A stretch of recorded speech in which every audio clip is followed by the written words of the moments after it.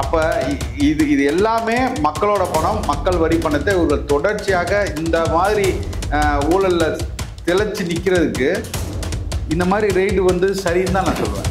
ஆனால் இது இதோட நிப்பாட்டுறாங்க இல்லையா? இப்போ இவர்களுக்குள்ள என்ன நடக்குதுன்னா ஒரு பேரம் மாதிரி பேசுறாங்க.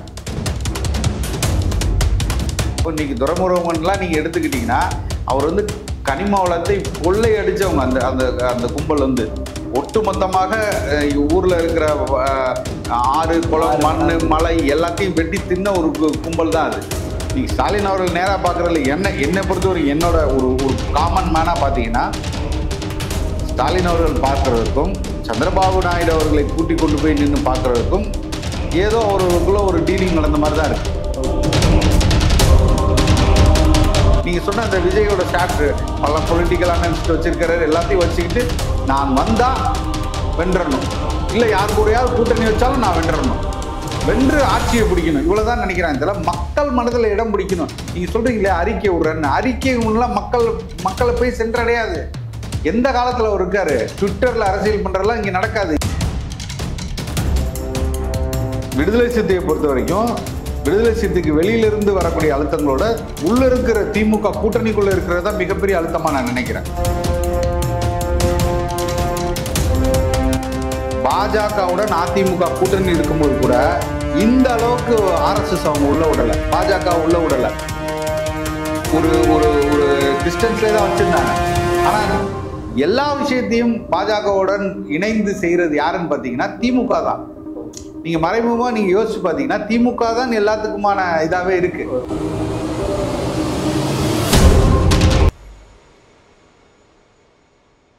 அகரம் வாய்ஸ் நேயர்களுக்கு வணக்கம். ஸோ இன்னைக்கு நம்ம கூட நாம் தமிழர் கட்சியினோட மாநில ஒருங்கிணைப்பாளர் ஐயா சசிகுமார் அவர்கள் தான் நம்ம கூட இருக்காரு. ஸோ வணக்கம். வணக்கம். எப்படி சார் இருக்கீங்க? நல்லா இருக்கேம்மா, நீங்க எப்படி இருக்கீங்க? நல்லா இருக்கேன் சார். இப்போ தமிழக அரசியல் களம் கடந்த 10 நாட்களாகவே ஒரு மாதிரி பரபரப்பாக தான் இருக்குன்னு சொல்லி ஆகணும். நிறைய இடத்துல இருந்து நிறைய விஷயங்கள் நடந்துட்டு இருக்கு.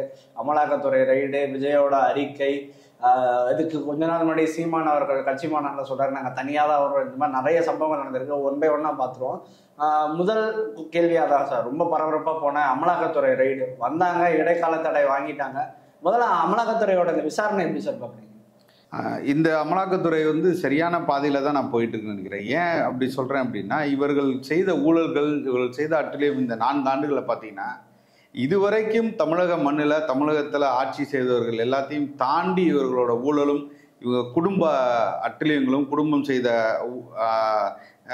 என்ன சொல்றது ஒட்டுமொத்தமாக தமிழகத்தில் உள்ள அனைத்து வளங்களையும் சுரண்டி அதிலிருந்து மிகப்பெரிய அளவில் லாபம் பார்த்து தன் குடும்பத்தை சேர்ந்தவர்கள் மட்டுமே அதிகமாக பணத்தை கொண்டு வாரி இறைச்சது தான் இது பெரிய சிக்கலை. இப்போ என்னன்னா ஒவ்வொருத்தராக நீங்கள் பார்க்கணும். நீங்கள் வந்து முதல்ல ஜெகத் ரட்சகன் வீட்டில் ரைடு போனதாக இருக்கட்டும், இல்லை அதுக்கப்புறம் செந்தில் பாலாஜியாக இருக்கட்டும், இப்போ வந்து தேடிக்கிட்டு இருக்காங்க. இன்றைக்கி வந்து ரத்தீஷ்னு ஒருத்தரை தேடிக்கிட்டு இருக்காங்க. அதுக்கப்புறம் வந்து அந்த ஆகாஷ் பாஸ்கரன் ஒருத்தரை தேடிட்டு இருக்காங்க. இதுலேயும் இன்னும் முக்கியமான ஒருத்தர் வந்து விக்ரம் ஜூஜுன்னு சொல்கிறாங்க. மிகப்பெரிய ஒரு ஊழல் சாம்ராஜ்யத்தை இது பண்ணி இந்த 4 ஆண்டுகளை இவர்கள் சம்பாதித்த தொகை மட்டும் பல லட்சம் கோடிகளை தாண்டுங்கிறாங்க. அந்த அளவுக்கு வந்து சுதந்திரமாக இந்த அரசு வந்து எல்லா இடத்துலேருந்தும் நான்லாம் நிறைய பேர்கிட்ட பேசியிருக்கேன். திமுக சேர்ந்தவர் எல்லாமே மனக்குமுறலில் தான் இருக்காங்க. அதாவது ஒரு காலத்தில் எப்படி இருக்குன்னா அதிமுக ஊழல் செய்யாதுன்னு கிடையாது. ஆனால் அதிமுக எப்படி இருக்குன்னா கீழே இருந்து கீழ்மட்டத்திலேருந்து மேல்மட்டம் வரைக்கும் எல்லாரும் சம்பாதிக்க விடுவாங்க. அவனும் சம்பாதிப்பான். அதுக்கடுத்து உள்ளவன ஒரு டெண்டர் இருக்கா, ஒரு 20% வந்து அவனுக்கு கமிஷன் வாங்கிக்குவான். இப்படி தான் இருக்கும். ஆனால் இப்போ இருக்கிற ஆட்சி எப்படின்னா திமுகவில் நீங்கள் எங்கே டெண்டர் விட்டாலும் சரி, அது அதிமுககாரனுக்கும் கொடுத்தாலும் சரி, அவனிடம் வந்து 22% மேலே கமிஷன் வாங்குறாங்கிறாங்க. அப்போ எனக்கு எந்த இடத்துலையுமே நான் லாபம் பார்க்க முடியல, என்னோட வேலைகளுக்கு எதுவுமே கிடைக்கல, எனக்கு எதுவுமே கிடைக்கல. நான் வந்து நீங்கள் வெளிப்படையாக பாருங்கள், ஒவ்வொரு ஊராட்சி மன்ற தலைவராக இருக்கட்டும் எல்லாருமே வெளிப்படையாக பேச ஆரம்பித்தாங்க. நான் வந்து 5 கோடி ரூபா போட்டு செலவு பண்ணி நான் அந்த பதவிக்கு வந்திருக்கேன், எனக்கு எதுவுமே கொடுக்கல, எனக்கு எதுவுமே நடக்கலை, என்னால் எந்த வேலையும் எடுத்து செய்ய முடியல, எடுத்து செஞ்சு எனக்கு வந்து எந்த வருமானமும் இல்லைங்கிற அளவுக்கு திமுக ஒட்டுமொத்தமாக கபலீகரம் செஞ்சிச்சு. அப்போ இது எல்லாமே மக்களோட பணம், மக்கள் வரி பணத்தை இவர்கள் தொடர்ச்சியாக இந்த மாதிரி ஊழலில் திளைச்சி நிற்கிறதுக்கு இந்த மாதிரி ரெய்டு வந்து சரின்னு தான் நான் சொல்லுவேன். ஆனால் இது இத்தோட நிப்பாட்டுறாங்க இல்லையா? இப்போ இவர்களுக்குள்ள என்ன நடக்குதுன்னா ஒரு பேரம் மாதிரி பேசுகிறாங்க. அதாவது எடுக்கிறது எல்லாத்தையும் வைத்துக்கொண்டு இவர்கள் இன்னைக்கு கிட்டத்தட்ட ஒரு பொன்முடி ஆகட்டும், இல்லை பல அமைச்சர்கள் வீடாக இருக்கட்டும், இவர்கள் எல்லாம் எந்த இடத்துலையுமே ஊர்ஜிதமாக இது வெளியில் கொண்டு வரவே இல்லை.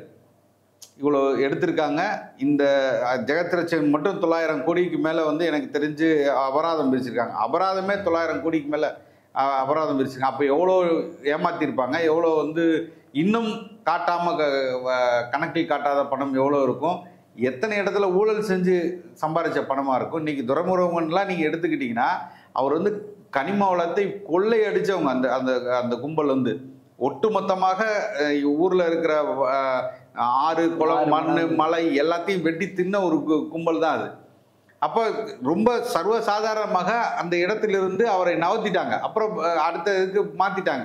அவர்கிட்ட அந்த துறையை பிரிச்சுட்டா இப்போ என்ன ஊழல் செஞ்சு இல்லாமல் ஆயிருமா? அவர்கிட்டையும் இவர்கள் விசாரிக்க வேண்டும். அவரிடம் மிகப்பெரிய அளவில் வந்து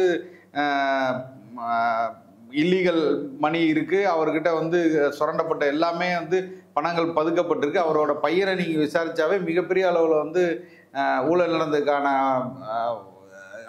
ஆதாரங்கள் நிறைய கிடைக்கும்.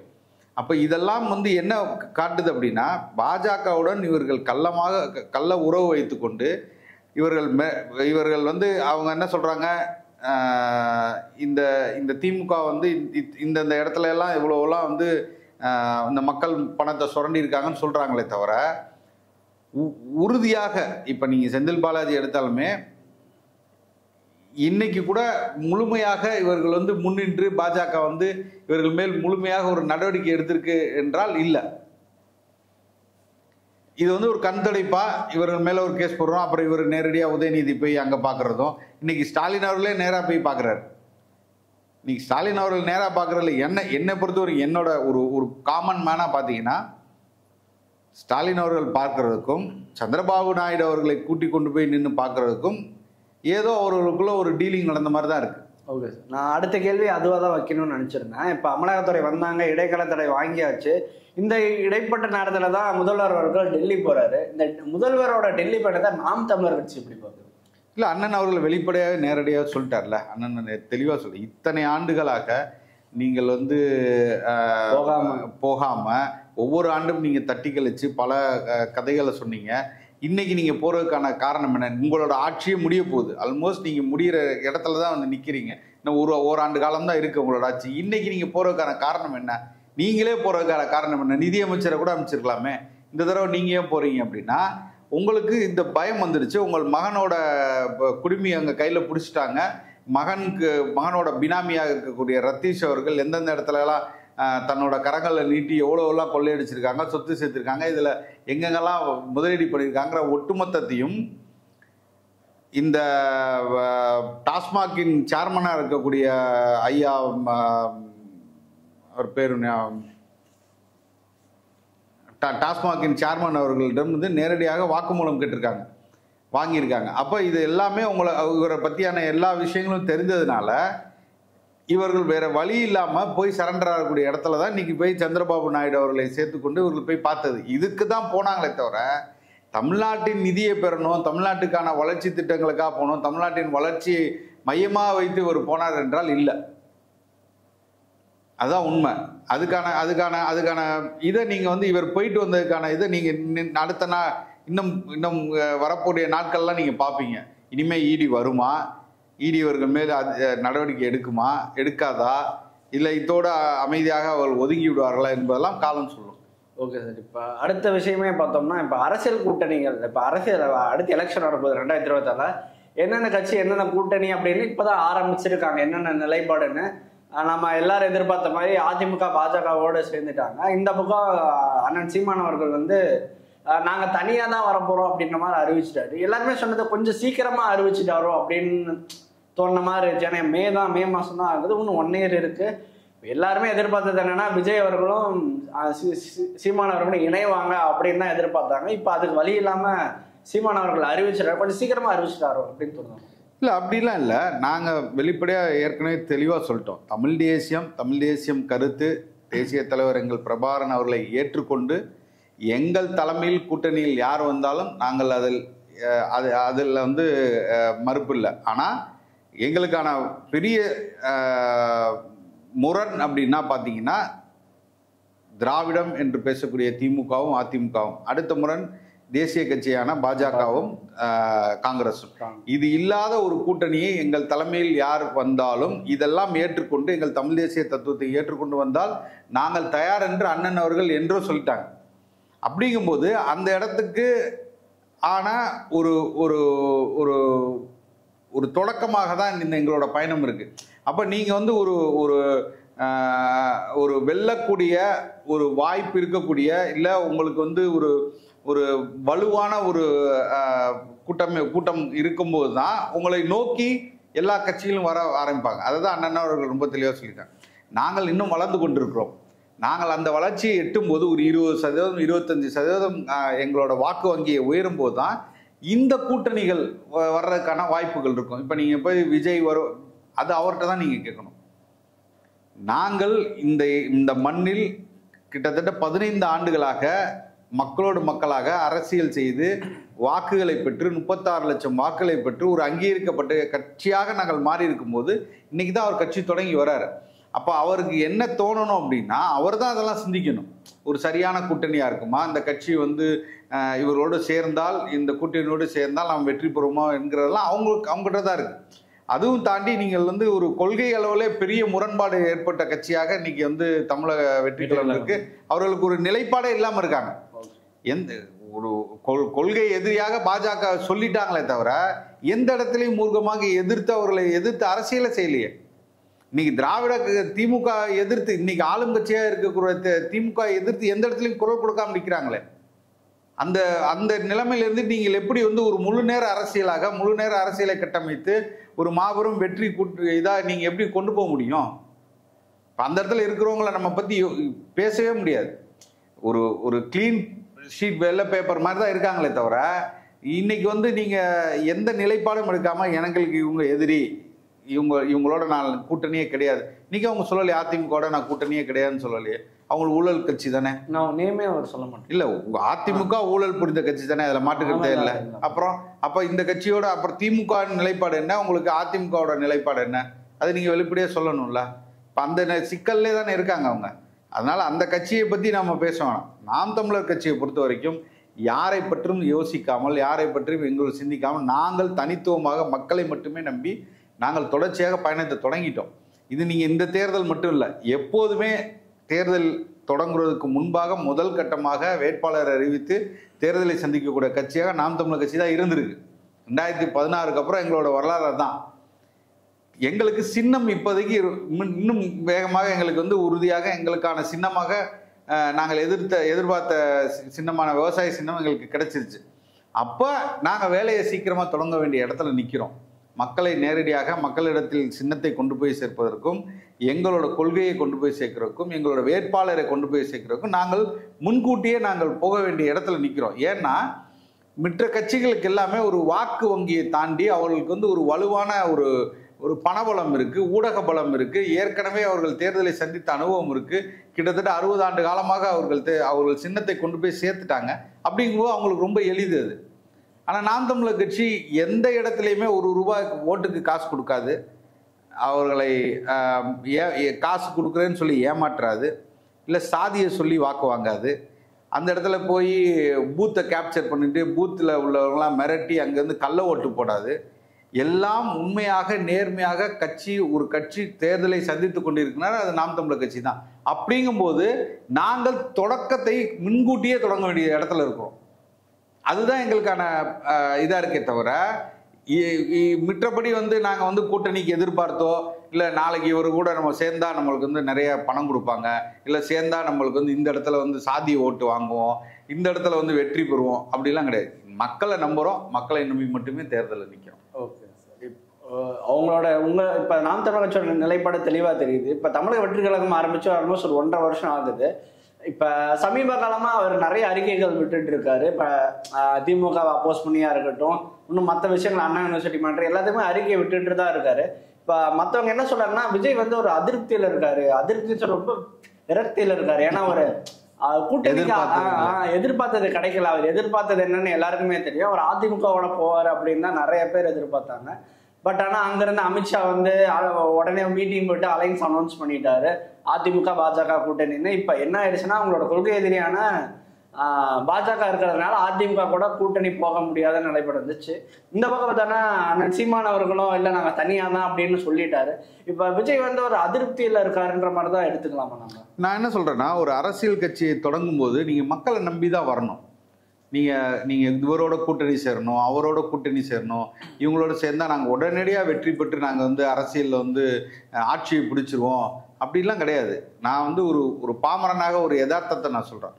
இந்த தமிழக அரசியல் களத்தை பொறுத்த வரைக்கும் எல்லாரும் சொல்றாங்க, சினிமாவை வைத்துக்கொண்டு வென்று விடலாம், சினிமா பின்புலம் இருந்தால், புகழ் இருந்தால், புகழ் வெளிச்சம் இருந்தால், அங்க ரசிகர் கூட்டம் இருந்தால், அப்படிலாம் ஒன்று கிடையவே கிடையாது. இது எல்லாமே வந்து ஊடகங்கள் செய்யக்கூடிய ஒரு மாயை தான், மாயை தோற்றம் தான். ஊடகங்கள் எல்லாம் இன்னைக்கு வந்து ஒருத்தர் வந்து விஜய் விஜய் விஜய்ங்கிறாங்க. அப்படி கிடையாது. விஜய் உண்மையான எதிரியாக திமுகவுக்கும் கிடையாது, நாம் தமிழருக்கும் கிடையாது, அதிமுகவுக்கும் விஜய் எதிரி கிடையாது. ஆனால் ஒரு பொய்யான ஒரு பிம்பத்தை உருவாக்குறாங்க. உண்மையான எதிரிகளை ஓரம் வைத்து விட்டு ஒரு பொய்யான எதிரியை முன்னுக்கு கொண்டு வந்து நிற்கிறாங்க. ஏன்னா அவனை வீழ்த்தி விடலாம், அவர் ஒன்றும் கிடையாதுன்னு எல்லாத்துக்கும் தெரியும், எல்லா அரசியல் கட்சிகளுக்கும் தெரியும். ஆனால் இதை வந்து உருவாக்குறாங்க.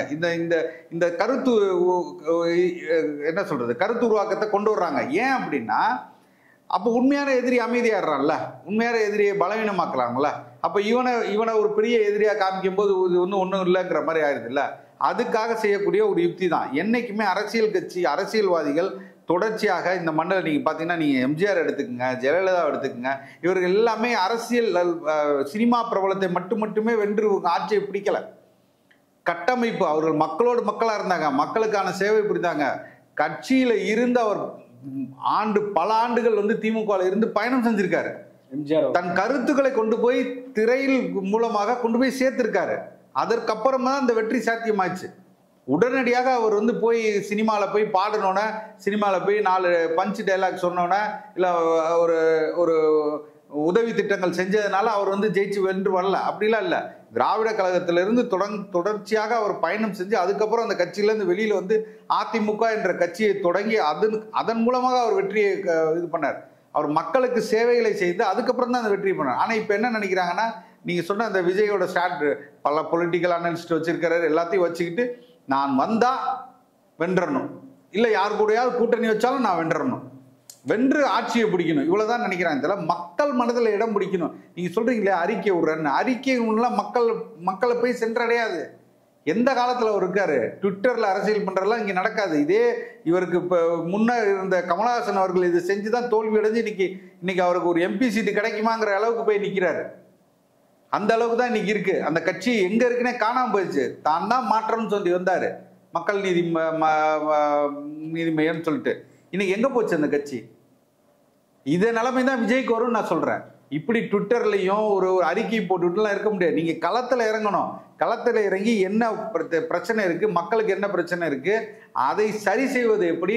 இன்னைக்கு நீங்க நாம் தமிழர் கட்சி யோசிச்சு பாருங்க. மயிலாப்பூர்ல பல ஆண்டுகளாக அவர்களுக்கு குடிசை இதுல வந்து வீடு கிடைக்காம இருந்துச்சு. இன்னைக்கு 250 குடும்பத்துக்கு மேல வீடுகள் இதுக்கு நாம் தமிழர் கட்சிக்கு உதவி செஞ்சிருக்கீங்க. மக்கள் எல்லாம் வெளியில வந்து அவன் அறிக்கை கொடுத்து அவன் பாராட்டுறான் நாம் தமிழர் கட்சியை. இன்னைக்கு நாங்க எந்த இடத்துலயுமே நாங்க ஆட்சி அதிகாரத்துல இல்லையே, ஒரு எம்எல்ஏ கூட இல்லாத எங்களால எப்படி சாத்தியப்பட்டுச்சு? இன்னைக்கு பல இடத்துல அண்ணன் அவர்கள் தொடர்ச்சியாக எல்லா இடத்துலயும் மக்களோடு போய் நின்று மக்கள் பிரச்சனைகளை முன்னிருந்து கேட்டு அதுக்கான தீர்வுகளை சொல்றாரு, வாங்கி தர்றாரு. அப்ப நாம் தமிழர் கட்சி எங்க நிக்குது, இன்னைக்கு தமிழக வெற்றி கழகம் எங்க நிக்குதுன்னு நீங்க சிந்திச்சு பார்க்கணும். அப்ப எந்த கட்சியோட நீங்க வந்து ஒப்பிட்டே பார்க்க கூடாது. இவர்கள் போட்டியா, இவர் வந்தால் இவர் வாக்குகளை வாங்கி விடுவாரா, எங்க வாக்குகளை நான் விஜய் கட்சி பிரிச்சிருமா, இதெல்லாம் வந்து மக்கள் அவ்வளோ முட்டாள் இல்லை. தமிழக மக்கள் ரொம்ப தெளிவானவர்கள். அவர்களை வந்து நீங்கள் வந்து ரொம்ப ஒரே ஒரு விஷயம் தாங்க தமிழக மக்களுக்கு வேற எதுவுமே கிடையாது, ஏழ்மை வறுமை. இது ஒண்ணுதான் சிக்கல், இங்கே ஒண்ணுதான். மித்தபடி அவர்களுக்கு வந்து மிக திறமையானவர்கள், மிக அறிவு சார்ந்தவர்கள், மக்கள் நல்ல தெளிவு பெற்றவர்கள், அரசியல் தெளிவு பெற்றவர்கள். ஆனால் வறுமை என்ற ஒன்றை மட்டும் வைத்துக் கொண்டுதான் இந்த 2 கட்சி அவங்களை ஏமாத்திக்கிட்டு இருக்கே தவிர அது முடிஞ்சு அதுல இருந்து அவர்கள் வெளியில விட்டுறாங்களா, மிகப்பெரிய ஒரு மாற்றத்தை இந்த மண் சந்திக்கும். அதை தான் நாம் தமிழர் கட்சி முதல்ல எடுத்து வைக்குது. எங்களோட அரசியல் நிலைப்பாடு, எங்களோட கொள்கை, நாங்கள் என்ன ஆட்சி வரைய கொடுக்குறோம், நாங்கள் எப்படி இந்த ஆட்சியை வந்தால் செய்வோங்கிறத நாம் தமிழர் கட்சி எடுக்கக்கூடியதை எடுத்து நீங்க பாருங்க அந்த செயல் திட்டத்தை. அப்ப இதுல இருந்து இங்க நீங்க வந்து கம்பேரிட்டிவா நீங்க திமுக கூட எங்களோட வைக்க முடியாது. நாங்கள் எடுத்து வைக்கக்கூடிய தத்துவத்தையோ கொள்கையோ மக்களை சார்ந்து நாங்கள் சொல்லக்கூடிய திட்டங்களையோ இன்று வரை திமுக அதிமுக கூட எடுத்து கொண்டு வந்து வைக்க முடியல. அப்படிங்கும்போது தயவு செய்து இந்த விஜய் அவர்கள் வந்து விட்டால் நாம் தமிழர் கட்சி காலி, இனிமே அந்த கட்சியில ஒரு ஓட்டு கூட வராது, எல்லா ஓட்டையும் விஜய் வாங்கிடுவான்னு இந்த மூத்த பத்திரிகையாளர் பேச ஆரம்பிக்கிறதா எங்களுக்கு ரொம்ப வியப்பா இருக்கு. சார் நான் அதான் சரி, இதை நான் கேள்வியாக கேட்க விரும்பலை. ஐ மீன் நீங்கள் எடுத்ததுனால நான் அதை கேட்கணும்னு தோணுது. மூத்த பத்திரிகை பல்வேறு தரப்பினர் வந்து விஜய்க்கு ஆதரவாக தான் கருத்து சொல்லிட்டு இருக்காங்க. அவர் நேம் சொல்ல விரும்பல, ஒருத்தர் வந்து இப்போ அறிக்கை அவர் ரிப்போர்ட்லாம் சப்மிட் பண்ணியிருக்காரு, அவர் 20% எடுப்பார், 17% எடுப்பார். இந்த மாதிரி அரசியல் விமர்சகர்கள் அவர் பேசுறது எப்படி? அவரே சொல்லிட்டாரு, அவரே சொல்லியிருக்காரு, நான் வாடகையெல்லாம் வாய் கிடையாது, நான் நேர்மையாக தான் பேசுவேன்னு சொன்னவர் தான். அப்படி சொன்னவரே சரியான கருத்துக்களை பண்ணலங்கிறது உண்மையிலே அதிருப்தியாக தான் இருக்குது, வேதனையாக தான் இருக்குது. எந்த இடத்துல நீங்கள் வந்து 20% வாங்குவாங்கிறது நீங்கள் போய் ஒரு 10 பேர்கிட்ட பேசி அந்த பொலிட்டிக்கல் அனலிஸ் இருந்தால் போதுமா?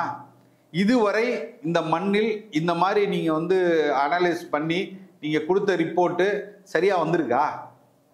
எங்கேயா நடந்திருக்கா சொல்லுங்க. 400 சீட்டுகளை வாங்கும்னு சொன்னீங்க பாஜக, அதே அவர்கிட்டே நான் அந்த கேள்வி வைக்கிறேன். 400 சீட்டு வாங்கும் பாஜகன்னு சொன்னாங்க, 300 வரலையே, தடுமாறி தானே நின்னாங்க. இன்னைக்கு கூட்டணி ஆட்சி தானே அங்கே நடந்துகிட்டு இருக்கு. அப்புறம் எந்த இடத்துல, அதாவது மக்களோட மனநிலையை நீங்க வந்து ஒரு 10% வேணா நீங்க சொல்லலாம்.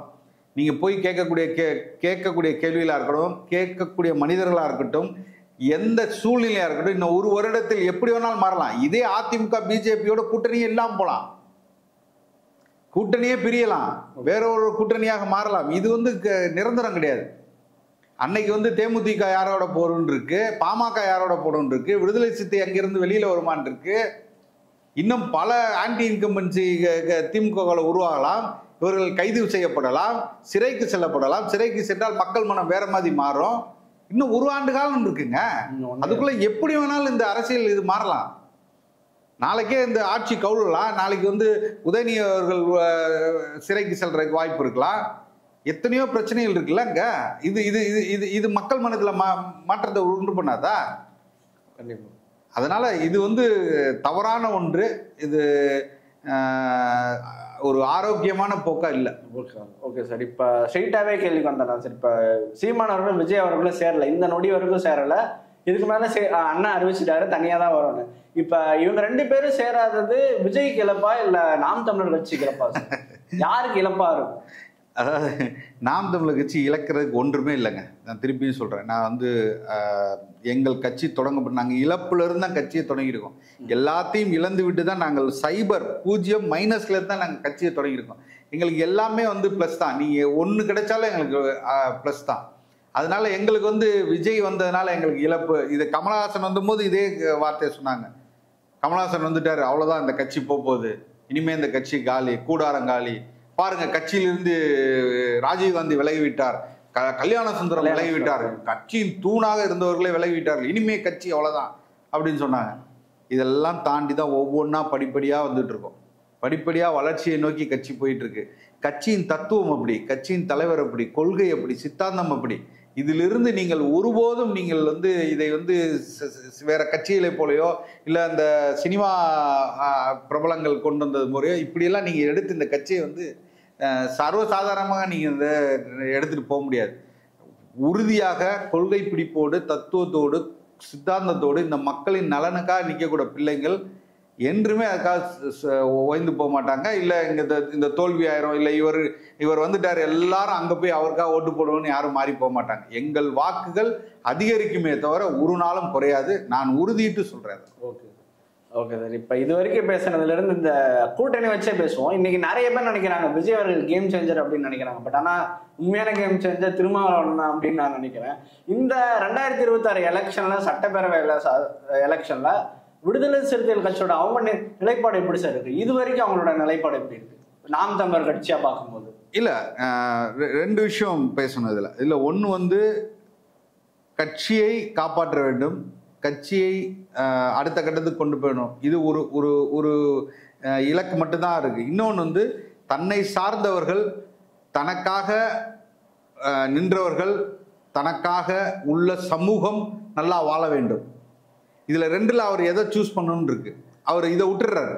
ஓகே, தன் சமூகம் எப்படிப்பட்டாலும் போகல, எனக்கு வாக்களித்தவர்கள், எனக்காக நிற்கக்கூடிய, என் பின்னாடி நிற்கக்கூடிய சமூகங்கள் என்ன அவலங்கள் பட்டாலும் பரவாயில்ல, என்ன அவதூறுகள் பட்டாலும் கிடைச்சாலும் பரவாயில்ல, அவர்கள் எவ்வளவு தூரம் கேவலமாக நடத்தப்பட்டாலும் பரவாயில்ல, அவர்களுக்கான எந்த உரிமைகளும் சலுகைகளும் வாங்கி தராவிட்டாலும் பரவாயில்ல, என் கட்சி காப்பாற்றப்பட வேண்டும், நான் இந்த கட்சியை அடுத்த கட்டத்துக்கு கொண்டு போகணுங்கிற மட்டும்தான் அவருக்கு உள்நோக்கமாக இருக்கிற வரை அவர் திமுக விட்டு வரமாட்டார்.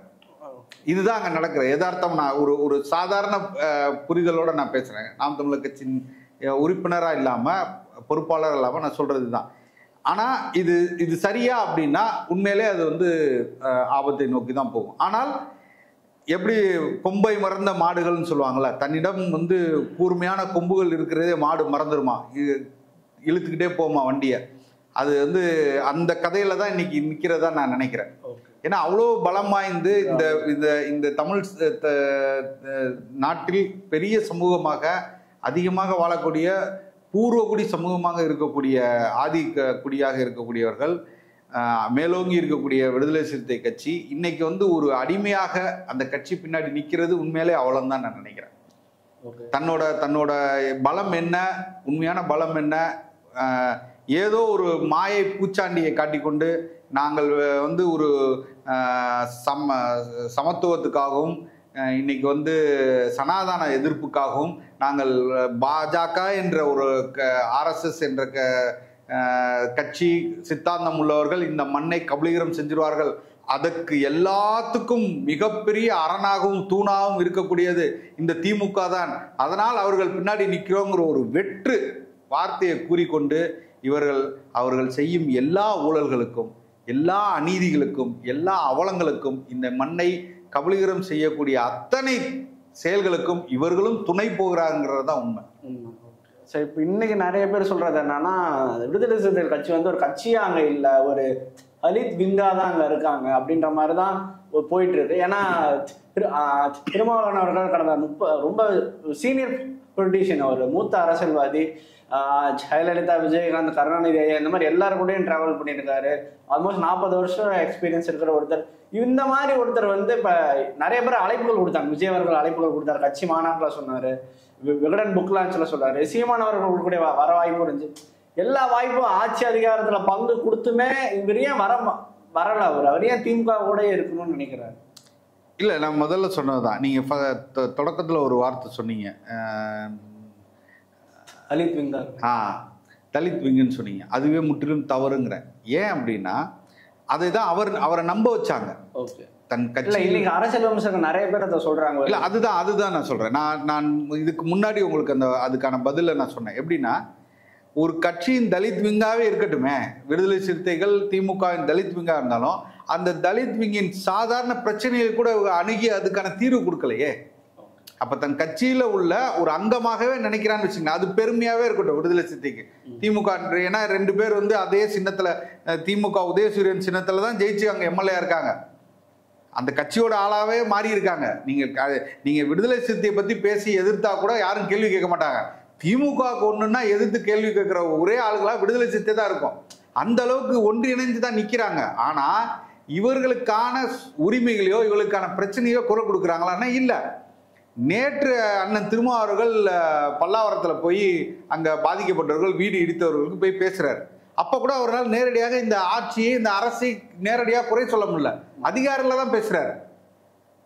வடகாட்டில் ஒரு பிரச்சனை நடக்குது, வடகாட்டில் 2 சமூகத்துக்கு எதிராக புதுக்கோட்டை மாவட்டத்தில் ஒரு பிரச்சனை நடக்குதுன்னா அந்த பிரச்சனை சம்பந்தப்பட்டவர்களை விட்டு அங்க இருக்கிற அதிகாரிகளை பத்தி தான் பேசுறாரு.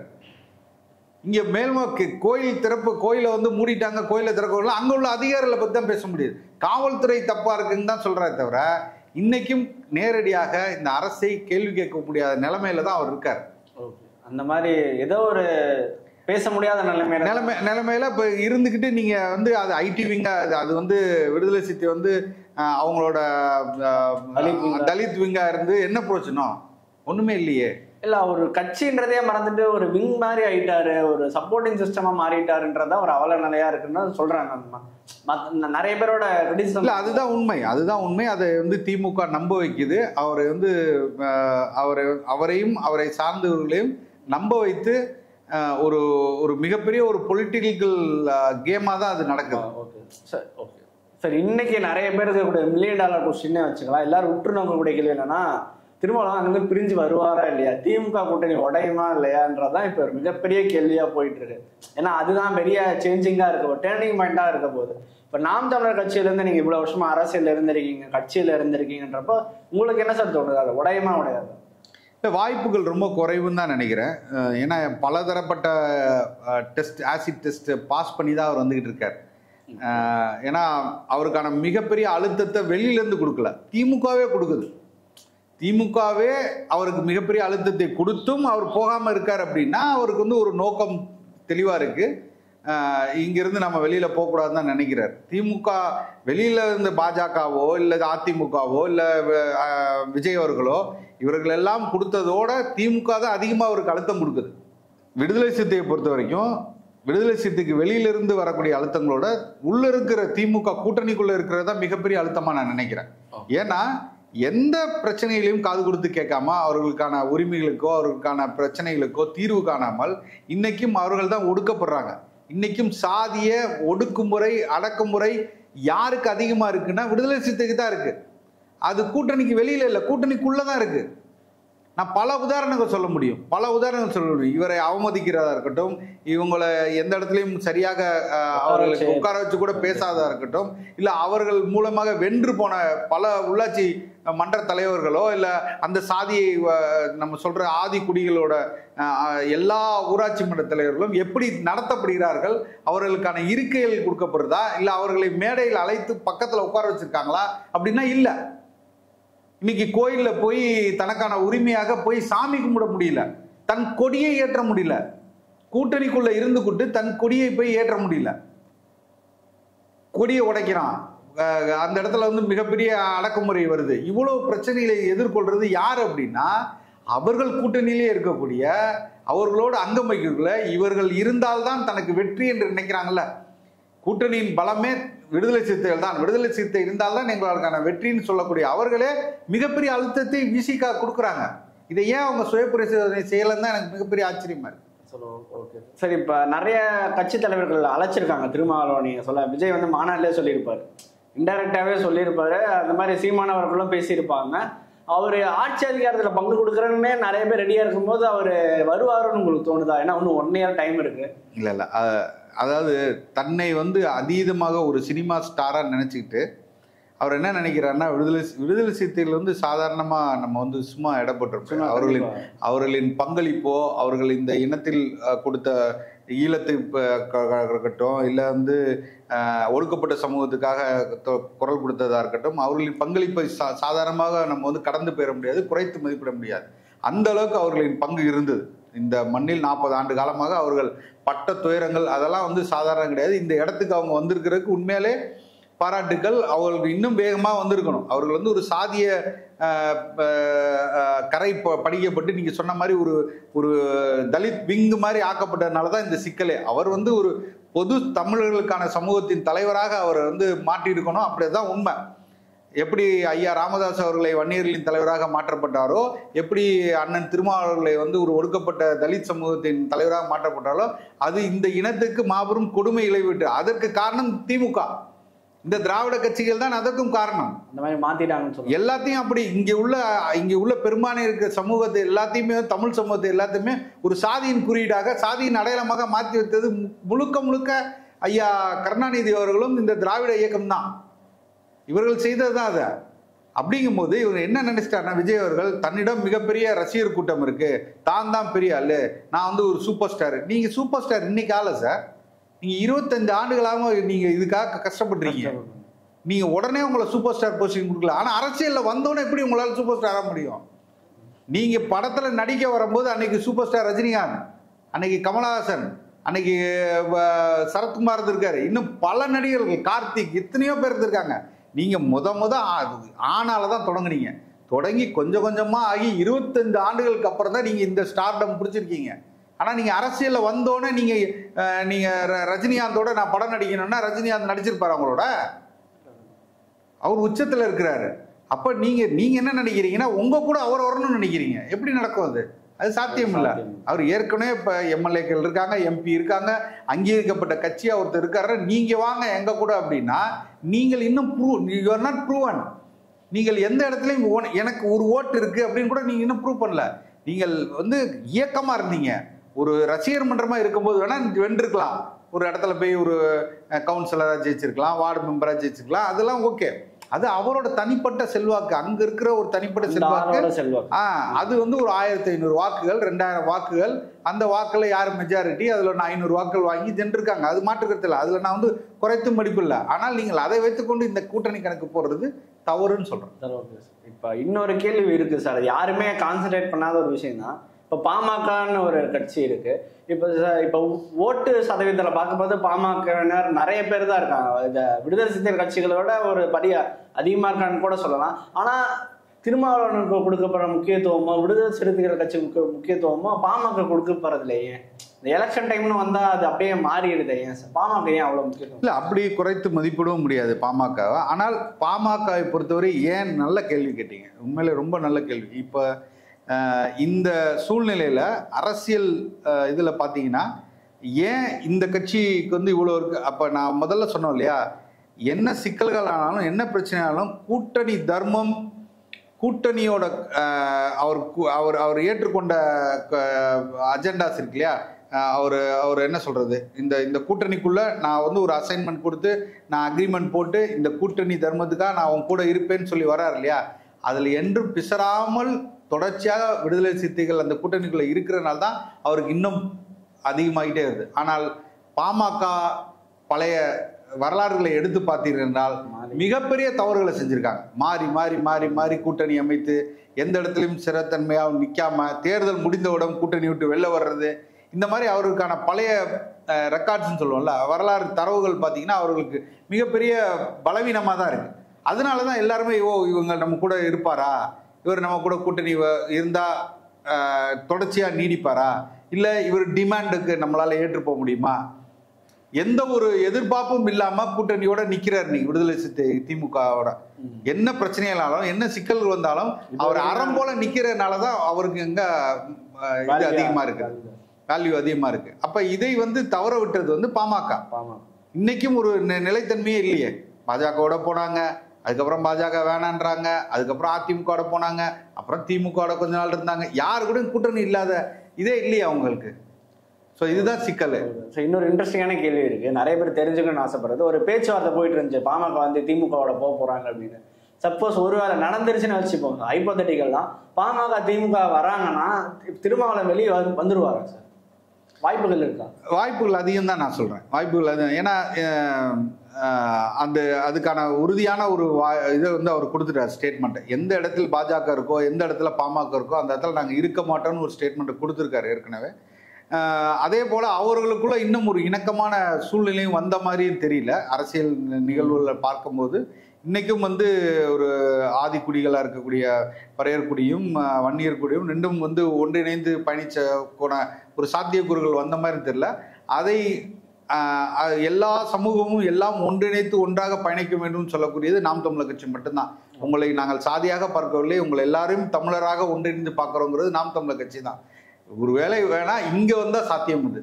ஓகே, இப்ப நான் இன்னொரு கேள்வி சார், இப்ப நிறைய பேர் சொன்ன விஷயம் என்னன்னா அதிமுக பாஜக கூட்டணியில தான் இருக்காங்க.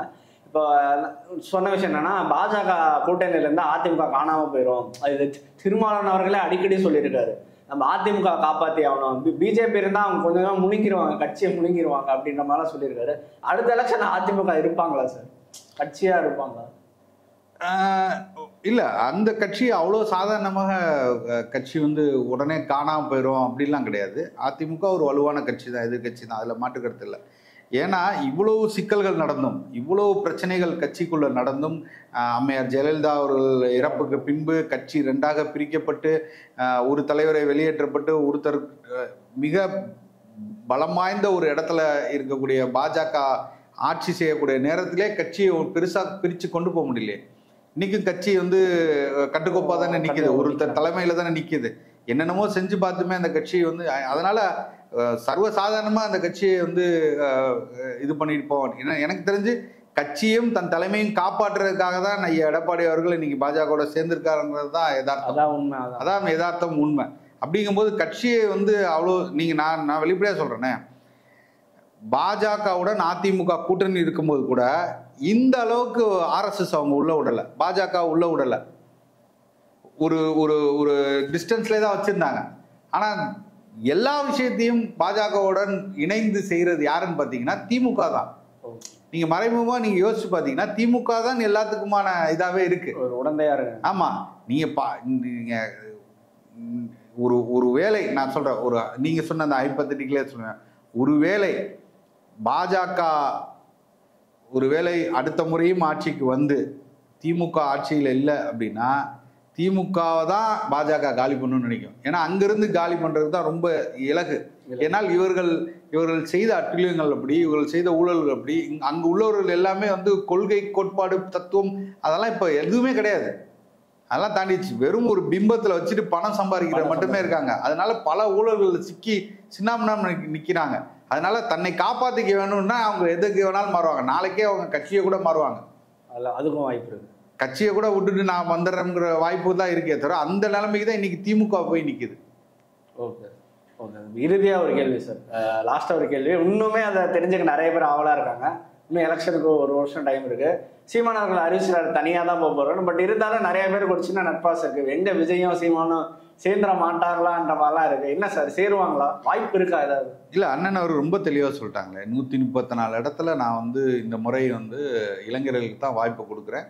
அதே மாதிரி பெண்களுக்கு 100 இடத்துல நாங்கள் 117 இடத்துல சரிசமமாக வாய்ப்பு கொடுக்குறேன்னு சொல்லிட்டாங்க.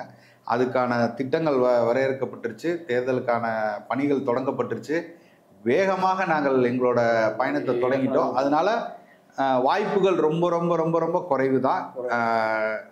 அண்ணன் அவர்கள் தொடர்ச்சியாக சொல்லிக்கொண்டே வர்றாங்க, நாங்கள் என்றைக்குமே வந்து கூட்டணியை எதிர்பார்க்குறதோ இல்லை இவர்கள் காலில் நாங்கள் இல்லை அவர்கள் மேலே பொதியாக ஏறிக்கிட்டு நாங்கள் போய் வெல்லணும்னு நினைக்கிறதெல்லாம் இல்லை. எங்களுக்கான வாக்குகள் உறுதியாக இருக்குங்க. அது எங்களால் நல்லா கணிக்க முடியுது. மக்கள் ரொம்ப தெளிவாக இருக்காங்க. இந்த முறை மிகப்பெரிய வெற்றியை நாம் தமிழர் கட்சிக்கு கொடுக்கணும்னு உறுதியாக இருக்காங்க. நாங்கள் தனித்துவமாக நிற்கிறோம், தனியாக நின்னாலும் தனித்துவமாக நிற்கிறோம். அதனால எல்லாரும் எங்களை நோக்கி தான் வர்றாங்க. இது வந்து ஒரு ஊடக கட்டமைப்பு. இப்படியெல்லாம் வந்துடும் இவங்களோட சேர்ந்து அவங்க அப்படிலாம் கிடையாது. மக்கள் நினைச்சால் யாரை வேணாலும் வெல்ல வைக்கலாம். அந்த இடத்துக்கு தான் நாங்கள் நகர்ந்து போயிட்டு இருக்கும் போது உறுதியாக 2026 தேர்தலில் நீங்கள் பார்ப்பீங்க. Okay sir. சார் பொதுவாக சொல்லுவாங்க அரசியலில் 1 day it's a long time அப்படின்னு சொல்லுவாங்க. ஒரு நாள் கூட ரொம்ப பெரிய காலம் அப்படின்வாங்க. ஸோ லாஸ்ட் மினிட்ல கூட ஏதாவது மாற வாய்ப்பு இருக்கான்னு எல்லாருமே பார்த்துட்டு இருப்பாங்க. முதல் நாள் ராத்திரி அதெல்லாம் சேர்ந்தா கூட வாய்ப்பு இருக்கு. ஓகே சார், இவ்வளோ நேரம் நான் கேட்ட கேள்விக்கு பொறுமையாக பதில் சொன்னீங்க சார். இதே மாதிரி இன்னொரு நேர்காணல் சந்திப்போம். நன்றி சார். நன்றி.